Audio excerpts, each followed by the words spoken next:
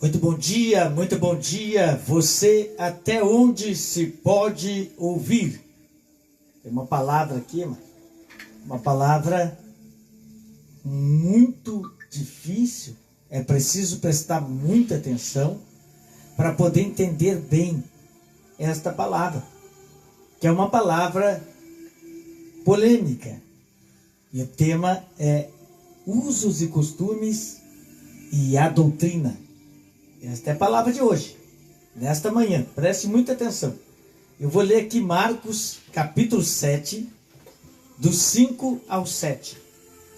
Depois perguntaram-lhe os fariseus e os escribas: por que os teus discípulos não andam segundo as tradições dos antigos, mas comem sem lavar as mãos? E ele respondeu e disse-lhes: bem profetizou Isaías acerca de vocês, hipócritas. Como está escrito: este povo me louva com os lábios, mas o seu coração está longe de mim. Em vão me honram, ensinando doutrinas que são preceitos dos homens. É uma palavra difícil, porque hoje existem muitas denominações, dogmas, muitos ensinamentos, mas é preciso prestar muita atenção na Escritura, na palavra de Deus. Usos e costumes são tradições humanas, dogmas que as igrejas criam, e a doutrina é a palavra de Deus. A Bíblia fala em 1 Timóteo 4, versículo 16: cuida de ti mesmo e da doutrina, porque fazendo assim salvará tanto a ti mesmo como aqueles que te ouvem. A Bíblia fala em Colossenses 2, versículo 22, as quais coisas todas perecem pelo uso, segundo preceitos e doutrina dos homens. Então existe a doutrina de Deus e a doutrina dos homens. Em Colossenses 2, versículo 16, portanto ninguém vos julgue pelo comer ou pelo beber, ou por causa dos dias de festa, ou da lua nova, ou do sábado. Amém? Isso aqui nós vamos estar explicando depois. O versículo 17 diz: porque são sombra das coisas futuras, mas o corpo é de Cristo. Importante a gente prestar muita atenção nesses versículos bíblicos aqui. Em Atos 15, versículo 1, então alguns dos judeus que tinham descido da Judeia ensinavam assim os irmãos: se vocês não se circuncidardes conforme a lei de Moisés, não podereis se salvar. Olha só, naquele tempo, aqui o começo da igreja primitiva, havia um grupo de judeus que estavam ensinando: vocês precisam se circuncidar. Se vocês não fizerem isso, vocês não vão entrar no reino de Deus. Mas era uma doutrina deles. A Bíblia fala no versículo 2, isso aqui é importante. É Atos 15, versículo 2. Isso aqui é importante, sabe por quê? Porque tem gente que se escandaliza com isso que vai acontecer aqui nesse versículo, no versículo 2. Tá? No versículo 2, a Bíblia diz que houve uma reunião entre os apóstolos, entre os discípulos, entre a igreja primitiva. Uma reunião. E nessa reunião, no versículo 2, a Bíblia diz que houve uma grande e terrível discussão. Eles discutiram, eles tiveram uma calorosa conversa. É lógico, mano, isso aqui aconteceu na Bíblia, está no versículo 2. Mas era necessário, aconteceu. Hoje, amado, se acontecer uma coisa dessa, a pessoa se escandaliza. Eu sou, mas os irmãos estão numa discussão ali, estão uma conversa calorosa, isso é certo? A Bíblia fala aqui no versículo 2 que eles tiveram uma violenta discussão. E se você for ver, em volta de Jesus, volta e meia os discípulos estavam em conflito. Uma certa ocasião, eles estavam contendendo sobre qual deles era o maior. Eles estavam naquela discussão, qual que é o maior? E aí Jesus chegou e disse: olha, quem quiser ser o maior, seja servo de todos. E Jesus explicou que quem fosse como uma criança, esse seria o maior no reino dos céus. Então, volta e meia tinha esses conflitos. A Bíblia fala aqui no versículo 2 que a discussão foi forte e era sobre doutrina, era sobre os preceitos. Eles estavam discutindo isso. Por quê? Porque os gentios, que era o povo considerado pagão, eles começaram a aceitar a Jesus, começaram a aceitar Deus na vida deles. Só que surgiu um problema. Que problema? Os gentios não conseguiam seguir a regra dos judeus, os preceitos dos judeus. Então teve essa reunião para discutir a questão. Os gentios não estão seguindo as nossas leis, não estão seguindo as nossas regras e tal. Começou essa discussão. Aí no versículo 19, eu estou em Atos 15, no versículo 19, o apóstolo Tiago dá o parecer na reunião. Ele fala o seguinte: por isso digo que não se deve perturbar aqueles que entre os gentios se convertem a Deus. Versículo 20. Mas escreva-lhes que se abstenham dos ídolos, da prostituição, do que é sufocado e do sangue. Essa foi a regra para os gentios. Não foi a mesma regra dos judeus. Então, gentios e judeus representam uma cultura diferente. Tem regra que é para judeus, tem regra que não é para os gentios. Então aqui foi colocado para eles esta palavra nesta reunião. Então, amado, há uma diferença de cultura, há uma diferença de leis e de preceitos. E muitas pessoas hoje, que muitas vezes frequentam uma igreja, ele acha que é judeu, que ele tem que seguir as regras dos judeus. Mas as regras dos judeus é diferente da regra dos gentios. Então preste muita atenção, amado. Há denominações que observam a questão das vestiduras, a questão dos adornos, o que a pessoa pode comer, o que a pessoa não pode comer. A observação de dias e assim por diante. Nós vamos entrar nesses detalhes aí. A Bíblia, o que a Bíblia diz sobre isso? O que a Bíblia fala sobre essas questões? Vamos começar com a vestidura? Em Deuteronômio 22, versículo 5, diz assim: o homem não usará roupa de mulher, e nem a mulher usará roupa de homem. Qual o objetivo desse texto? Qual o objetivo desse versículo aqui? Se as pessoas estudarem o contexto e assim por diante, vão entender qual é o objetivo deste versículo, qual é a lição. A lição aqui é Deus dando a entender ao homem que homem é homem e mulher é mulher. Depois você lê Levíticos 20, versículo 13. Você pode ler depois. Em Marcos 10, 6 diz: porque desde o princípio Deus fez macho e fêmea. Por isso deixará o homem seu pai e sua mãe e se unirá à sua mulher. Então Deus está dizendo, o homem não pode ser igual à mulher, e nem a mulher ser igual ao homem. É isso que ele está falando nesse versículo aqui. Porque, meu amado, há diferença na roupa da mulher para a roupa do homem. Há uma grande diferença. Isso nós temos certeza. Aqui ele não especifica a roupa. Ele diz que o homem não usará roupa de mulher, e a mulher não usará roupa de homem. Em Romanos 1, versículo 26, olha o que diz: por isso Deus os abandonou a paixões infames, porque até as mulheres mudaram o uso natural, no contrário à natureza. Versículo 27. Semelhantemente os homens, deixando o uso natural da mulher, se inflamaram na sua sensualidade, um para com o outro, homem com homem, recebendo em si mesmo a condenação que convinha do seu erro. Isso aqui está em Romanos capítulo 1, do versículo 26 ao 27. Então Deus esclarecendo aqui que existe uma diferença entre o homem e a mulher. No versículo 30, a Bíblia fala que quem consente com essas coisas, quem concorda com essas coisas, é cúmplice do pecado. Está aqui no versículo 32. Amém? A Bíblia, ela especifica a roupa? Não. A Bíblia, ela ensina a não expor o corpo. Isso a Bíblia ensina. Em Apocalipse, capítulo 3, versículo 18, aconselho-te que de mim compre ouros provado no fogo e roupas brancas para que te vistas e não seja vista a sua nudez. Isso está aqui em Apocalipse 3, versículo 18. Por quê? Então, o que Deus ensina é a decência. A pessoa ter uma postura decente que não vá ferir, né, a integridade do outro, né, em nome de Jesus. E as joias e adereço. Segundo assunto, a Bíblia fala aqui, nós vamos ler alguns textos da Bíblia.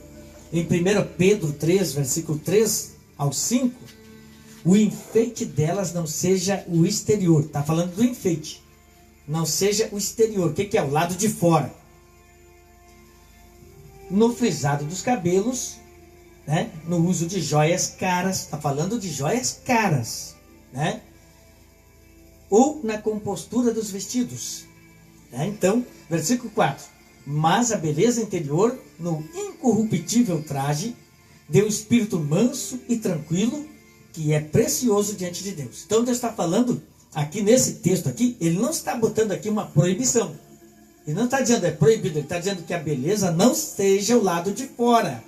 É isso que ele está dizendo no texto. Ó, que a beleza delas não seja o exterior, o lado de fora. A pessoa não pode achar que a aparência dela do lado de fora é que vai transmitir quem ela é. Mas no versículo 4 a Bíblia fala, mas a beleza interior, no incorruptível traje de um espírito manso, tranquilo, que é precioso diante de Deus. Se nós for para Mateus 23, 27, ai de vós, escribas e fariseus hipócritas, porque sois semelhante a sepulcro caiado, que por fora, está falando aqui, ó, por fora, parecem belos, mas por dentro estão cheios de ossos de mortos e de toda imundícia. Então, muitas vezes a pessoa se preocupa com fora, com uma boa aparência, mas dentro dela está o mal. Olha o que diz em Mateus 15, 19. Porque do coração procede os maus desígnios, morte, adultério, fornicação, furto, falso testemunho e blasfêmia. Versículo 20. São essas coisas que contaminam o homem, mas comer sem lavar as mãos, isso não contamina o homem. Porque existia um ritual entre os judeus que era necessário lavar os utensílios e depois era um ritual que era feito, né, para depois poder fazer a refeição. Quando eles viram os discípulos comendo sem lavar as mãos, eles se escandalizaram. E aí Jesus falou, por fora vocês são bonitos, mas por dentro... Por quê? Porque no versículo 19 está revelando aqui, ó, do coração procede os maus desígnios.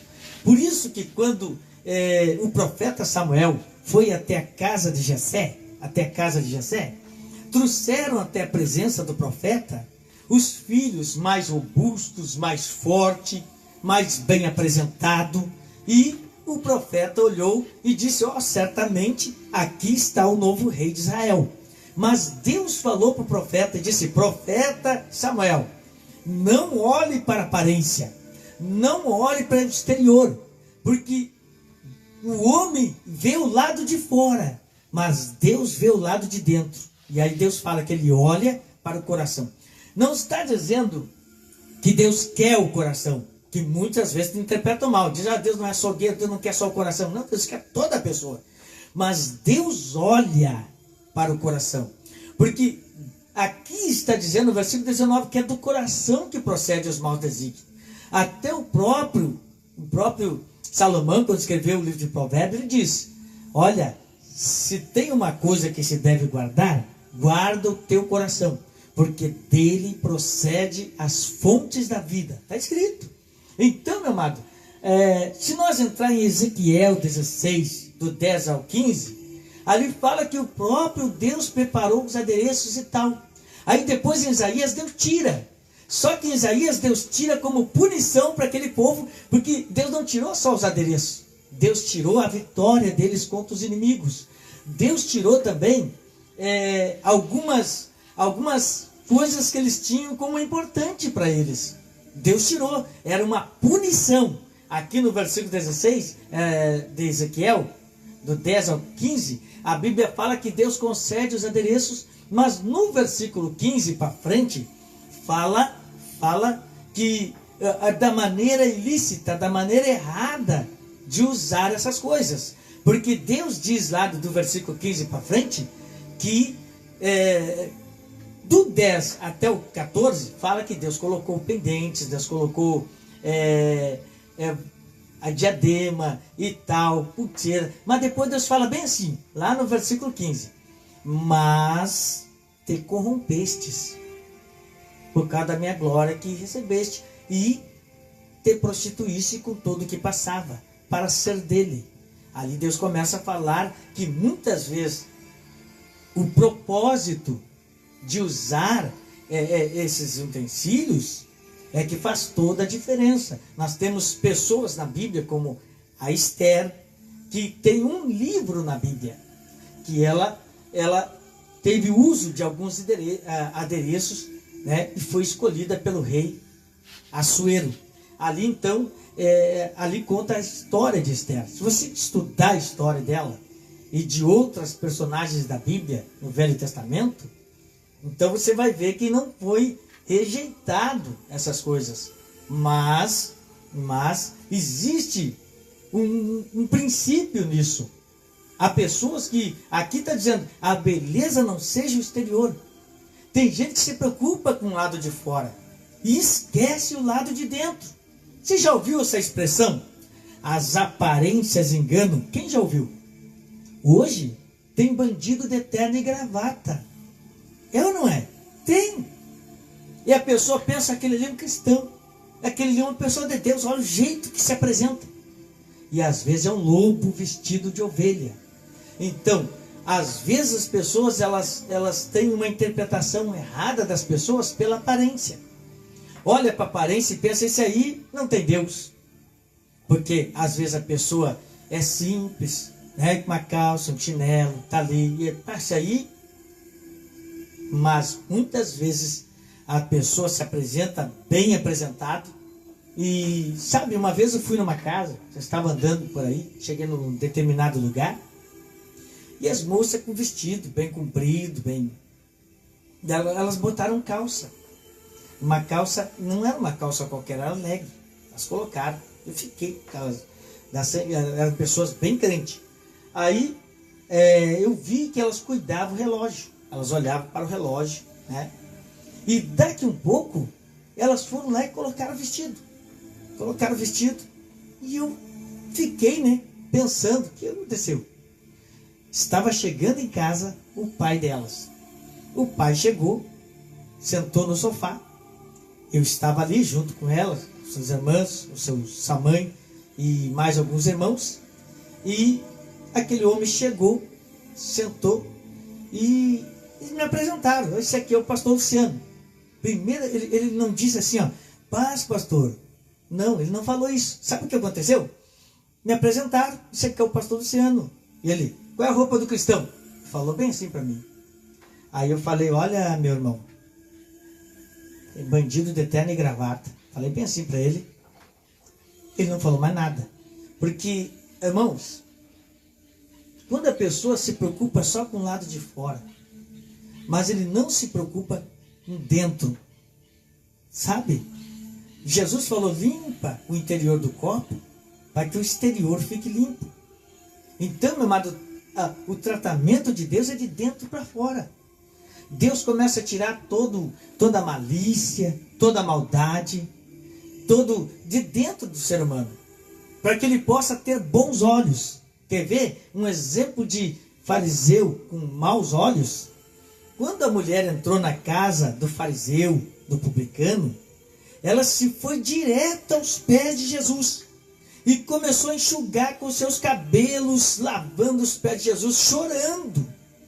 E os fariseus que estavam na casa olharam a cena e começaram a cochichar um com o outro, reprovando Jesus, dizendo, esse não é o Messias. Porque se ele fosse o Messias, ele saberia quem é esta mulher. Esta mulher é uma prostituta. Irmãos, sabe o que eu vejo aqui? que a mente deles era maliciosa, porque eles poderiam estar pensando assim: Jesus tem alguma coisa com essa mulher? Jesus tem alguma coisa com ela? Ele conhece ela? Né? Eles estavam ali com a malícia. Jesus olhou para aquela mulher e disse: mulher, os teus muitos pecados estão perdoados. Por quê? Porque muito amor. Mas quem pouco ama, pouco perdoa, disse Jesus para aquela mulher. E aí Jesus fala para aquele fariseu: eu entrei na tua casa, tu não me abraçou, não me beijou, não, essa mulher até agora. O que eu entendo aqui? Que Jesus entrou na casa de pessoas que estavam acostumadas com a Bíblia, pessoas que conheciam o Pentateuco, conheciam todo o histórico bíblico. Jesus estava ali, mas eles não deram atenção para Jesus. Eles não viram Jesus, e a única pessoa que deu atenção para Jesus foi a prostituta. A prostituta foi a única que enxergou Jesus, que deu atenção para Jesus, enquanto Jesus estava na casa deles, eles não deram. Então, é isso que eu quero que você entenda.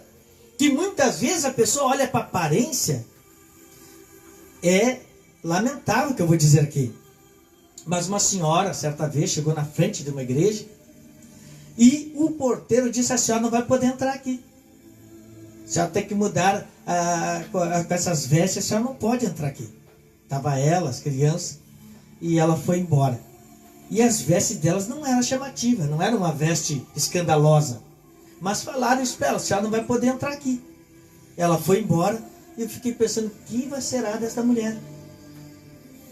É triste isso aí, né, mano? Eu já vi na frente da porta de uma igreja mandarem um mendigo embora e não deixarem entrar no culto. Então, o que está acontecendo com a igreja nos dias atuais? Que olha muito para a aparência do ser humano.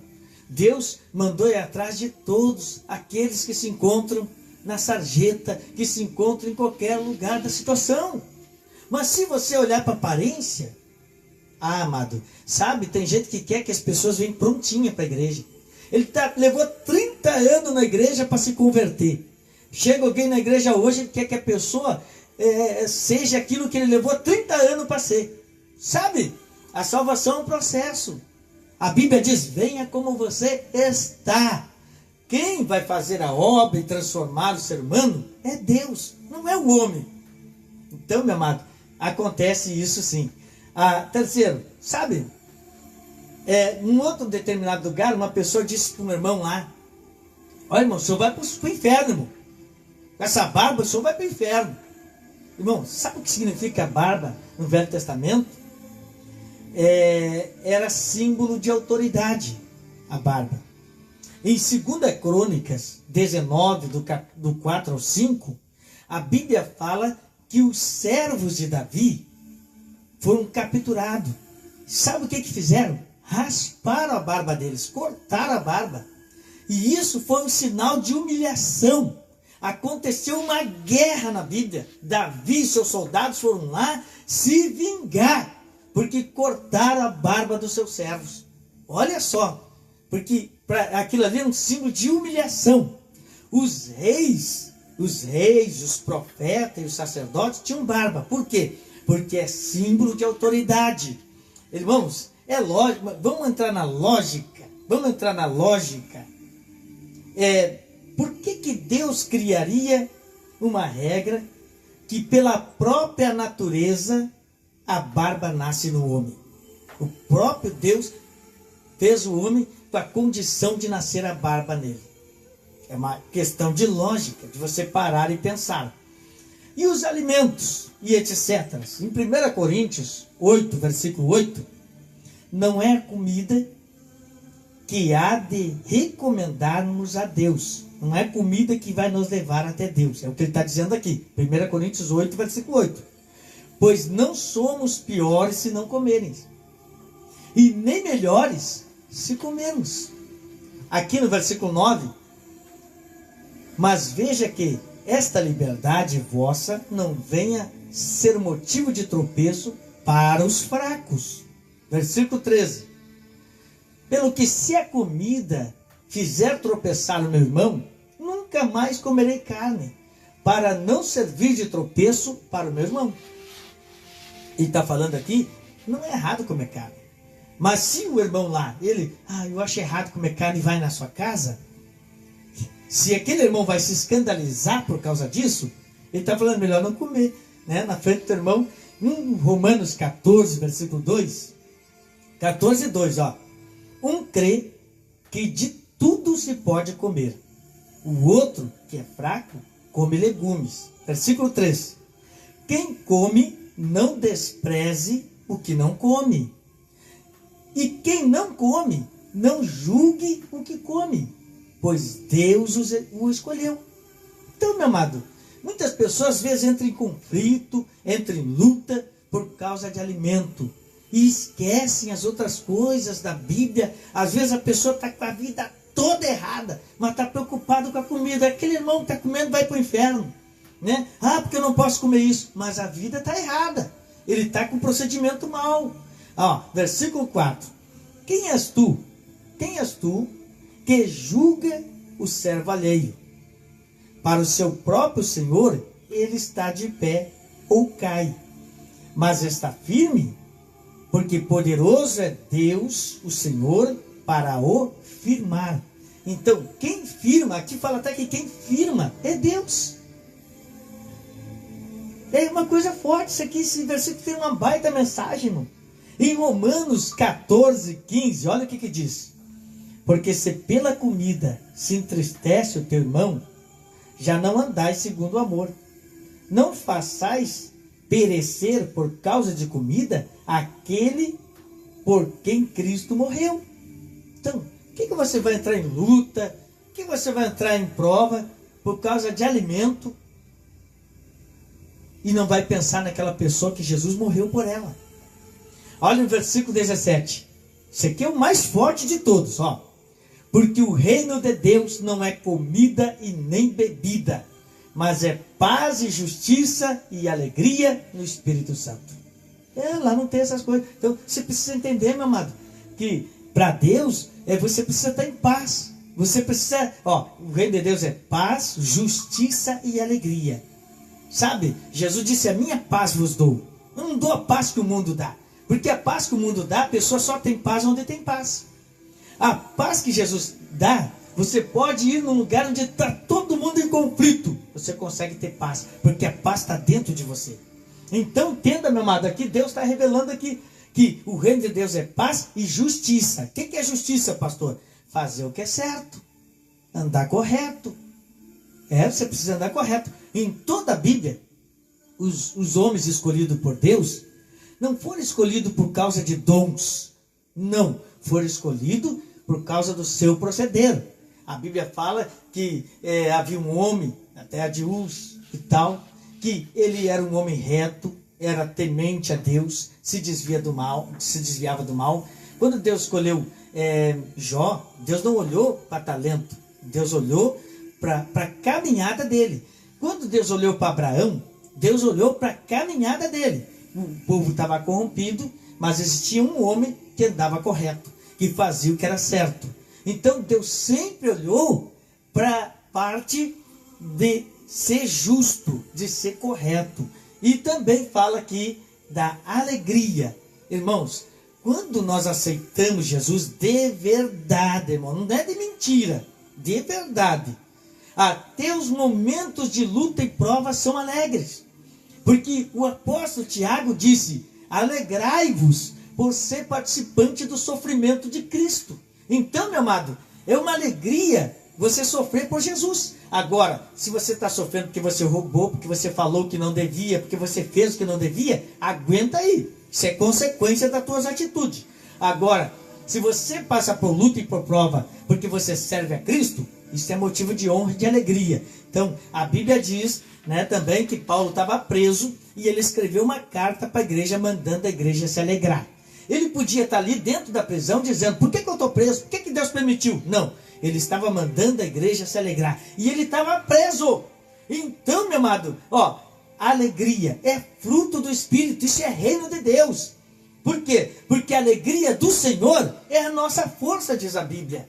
Então, meu amado, que você possa ser uma pessoa alegre, que você possa ser uma pessoa justa e que você possa ser uma pessoa feliz, uma pessoa que tem paz no coração. Amém? Em Romanos 14, versículo 5, olha o que diz. Faz diferença entre o dia, aqui já estou falando do dia, né? Romanos 14, 5. Faz diferença entre o dia e dia, mas o outro julgue iguais todos os dias. Cada um esteja inteiramente convicto na sua própria mente. Então, meu amado, o que está falando aqui? Tem gente, amado, que pensa assim, só um dia ele deve se separar para Deus e deve ser correto e deve ser certo. Nos outros dias, não. Então, meu amado, o sábado é mandamento perpétuo do Senhor.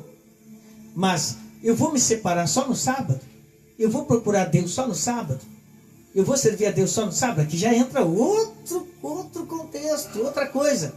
O sábado é um dia que você deve se consagrar a Deus, né? De repente fazer um jejum, orar, né? Mas aqui, amado, o que a Bíblia está querendo dizer para nós, saber que tem gente que dá dia por diabo. Uma pessoa chegou para mim, pastor, sexta-feira 13 é o dia do diabo. Onde diz na Bíblia isso? A segunda é de Deus, a terça é de Deus, a quarta é de Deus, a quinta é de Deus, a sexta é de Deus, o sábado é do Senhor, domingo é do Senhor, todos os dias são de Deus. Todos os dias você pode buscar Deus, todos os dias você pode servir o Senhor. Está entendendo, meu amado? Por isso que está dizendo aqui, faz diferença entre dias e dias, outro julga iguais todos os dias. É lógico que a gente tem o sábado como mandamento do Senhor, né? Não significa também que você vai pegar e... hoje é sábado, sabe? Eu vou falar para você aqui o que significa guardar. Tem gente que pensa assim, a Bíblia diz, guarda os meus mandamentos.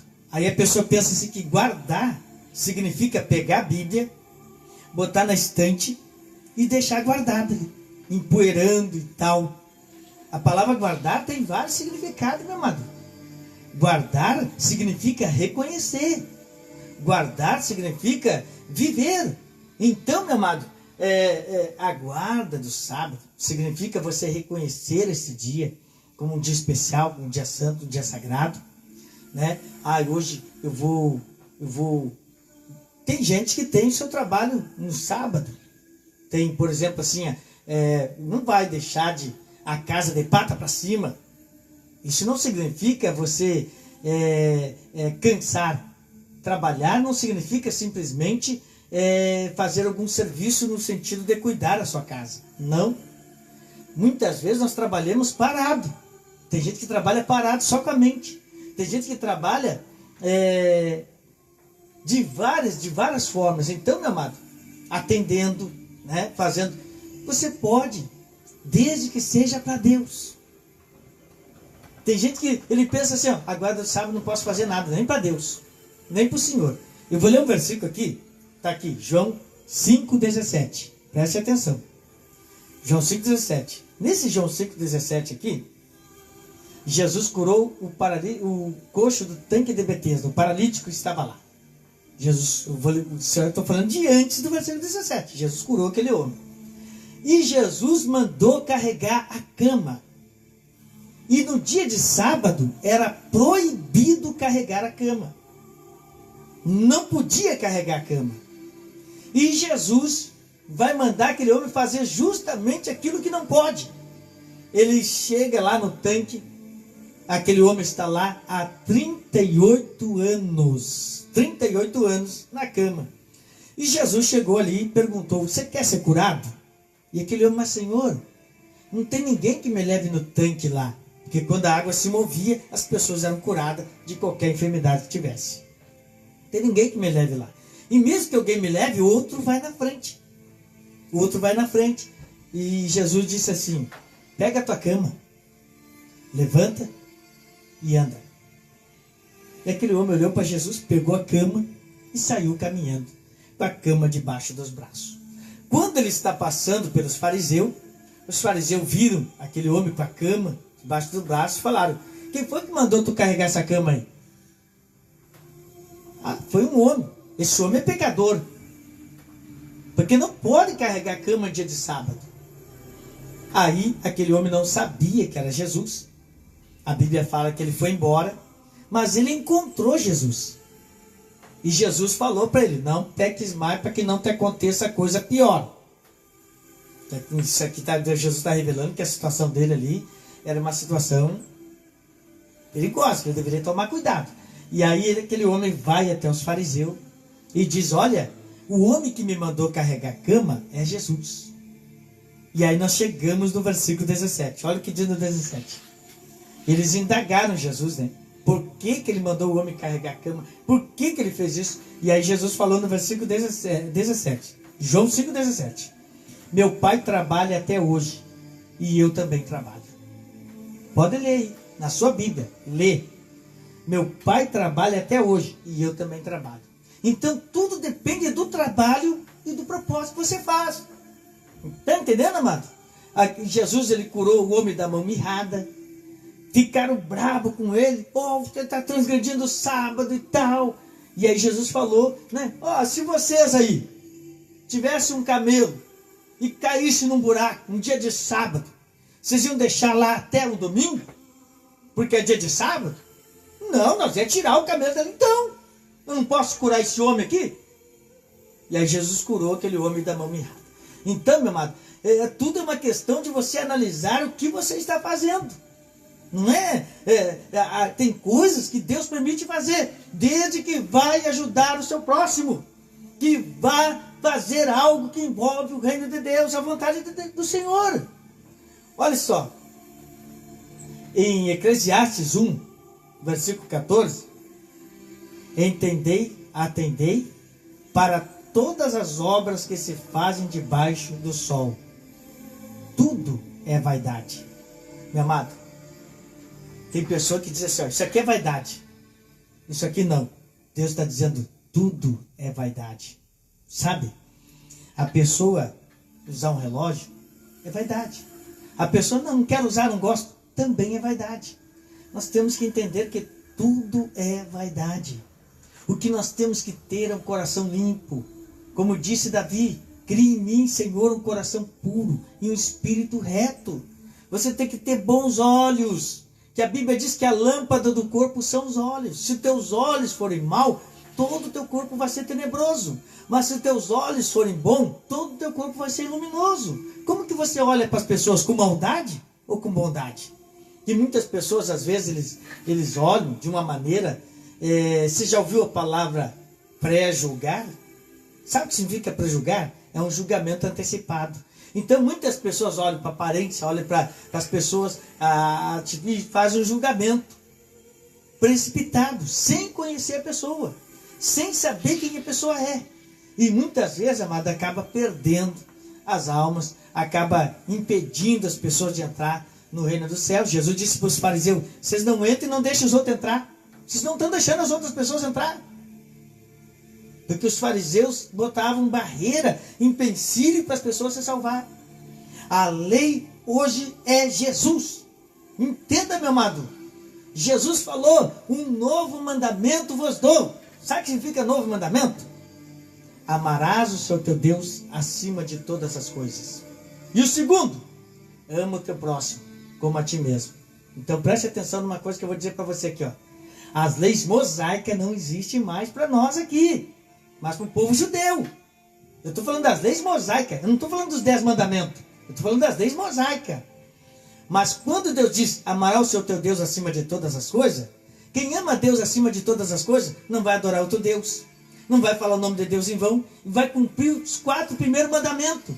E a pessoa que ama o próximo como a si mesmo não vai roubar, não vai matar, não vai adulterar, não vai cobiçar o que não é dele. Ele vai cumprir os 10 mandamentos. Por isso que Jesus disse: um novo mandamento vos dou, ame a Deus acima de todas as coisas e o próximo como a si mesmo, que aí você cumpre toda a lei, disse Jesus. Agora, os preceitos, os dogmas que muitas vezes as igrejas criam, coisa da igreja, não da Bíblia, e muitas vezes prejudica a salvação. Porque Jesus falou: importa que o Filho do Homem seja levantado, e todo aquele que nele crê não será confundido. Que você possa aceitar a Jesus. É Jesus que vai moldar você. É Jesus que vai transformar você. Tem gente que pensa que é Jesus. Ele quer mudar as pessoas. Mas você não foi chamado para mudar as pessoas. Você foi chamado para você mudar. Você. Está entendendo? Tá? Tem um camarada aí. Ele disse: se eu for presidente, eu vou mudar o país. Ele se tornou presidente. Não conseguiu mudar o país. E foi criticado. Aí ele começou a retroceder. Se eu for um vereador, se eu for um deputado, eu vou conseguir. Não conseguiu. E ele foi reduzindo. Se eu for um prefeito, uma cidade, fica mais fácil. Eu vou conseguir mudar pelo menos a cidade. Não conseguiu. E aí ele decidiu ser presidente do bairro. É mais fácil. É mais fácil ser presidente do bairro. Eu vou conseguir mudar as pessoas e vai ser diferente. Não conseguiu. Aí ele disse: a minha família, pelo menos a minha família, eu vou conseguir mudar. Não conseguiu. E aí ele chegou a uma conclusão: quem tem que mudar sou eu. Então, meu amado, você precisa entender. Por isso que a Bíblia fala em 2 Timóteo 4,16. Caiu. A live caiu, né, mano? Estava dando aqui para os irmãos aqui que é importante você mudar você mesmo, tá? Você cuidar do teu procedimento, você cuidar dos teus passos, você precisa fazer isso. Agora domingo a pastora trouxe uma palavra que os inimigos de Daniel procuraram nele algum motivo para condená-lo, para destruí-lo, para derrubá-lo. Mas eles chegaram à conclusão: não podemos derrubar Daniel, porque esse homem é reto, esse homem faz tudo correto, ele é certo, ele não tem nada que a gente possa falar, ele não tem nada que a gente possa. Então, olha o que Deus espera de nós, amado, porque o nosso inimigo vai procurar brecha, ele vai procurar algo na nossa vida, ele vai procurar algo para nos escandalizar, para nos derrubar, para nos difamar. Mas quando você é uma pessoa como Daniel, mas isso a Bíblia fala em Daniel 1,8, que Daniel decidiu no seu coração, foi no coração, ó, e decidiu no seu coração não se contaminar. Então, meu amado, você não pode se contaminar com coisas que vão prejudicar a tua moral, que vão prejudicar a tua aparência, vão prejudicar o teu proceder. Então Deus, ele nos ensina a ser uma pessoa correta e direita. Aqui está a diferença entre o que serve a Deus e aquele que não serve. Aquele que serve a Deus se preocupa com a sua conduta. Aquele que serve a Deus se preocupa com a sua personalidade. Ele se preocupa com o seu proceder. Então, meu amado, Daniel era assim.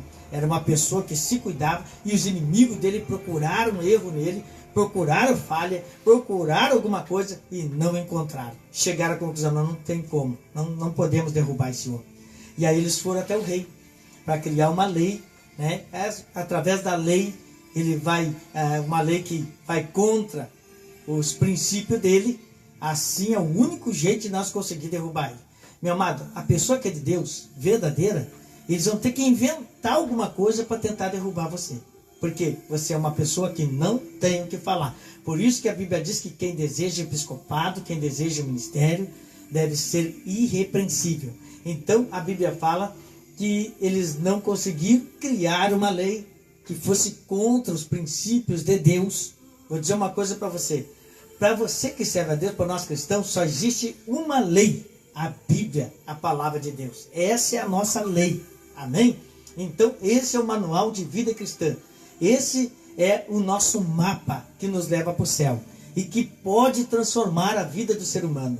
Amém? Então Daniel andou correto. Eles criaram essa lei. Daniel foi parar na cova dos leões, mas Deus tapou a boca dos leões. Os leões não fizeram nada para Daniel, porque Daniel é correto e é espiritual, porque ele orava 3 vezes ao dia. Ele estava orando. Então, quantas pessoas às vezes querem transmitir uma aparência, mas não ora, não jejua, não lê a Bíblia, não procura as coisas de Deus, né? Mas tenta, e aí não tem conteúdo.